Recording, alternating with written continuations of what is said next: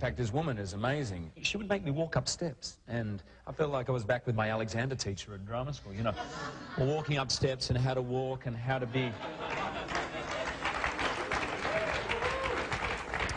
Because, you know, you often think about the aristocrat, and if you look at an amateur production, you see everybody sitting like this, and all very stiff back with... Contrary to that, they were probably the greatest examples of Alexander technique the world has ever known, because they all had incredibly good posture with incredible relaxation. What I learned was beautiful. It was an art. It wasn't just a bunch of rules to keep people in line and quiet.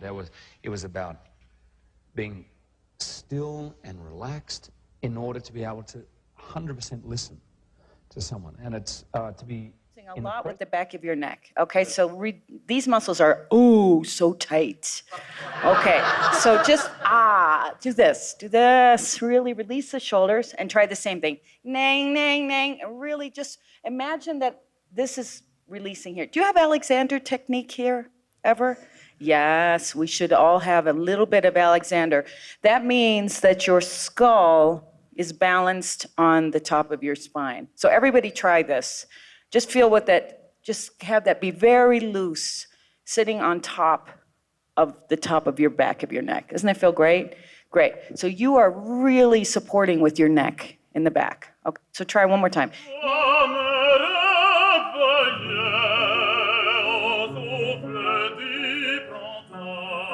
That's better. I want to go there and be happy and try and transform the stress to joy. So the idea is to increase Juliette's awareness of her physical self, her mental self, And spiritual. and her emotional self, so she can begin to actually use herself more effectively. And it's my way of keeping on track with work and truth. And the world I'm in, you know, which is working with people and creating, and I'm trying to forget a little bit about the pressure. To be in contact with his own body and the way we you know, tense ourselves and relax ourselves. So it's another way of moving. Imagine this moment being a joyful moment again. I hope so. I mean, last time it was so full of joy for me, and I didn't expect it. And not because I got the Oscar, but also because I just had a good time. And I didn't expect that. So maybe there's a second rendezvous for that.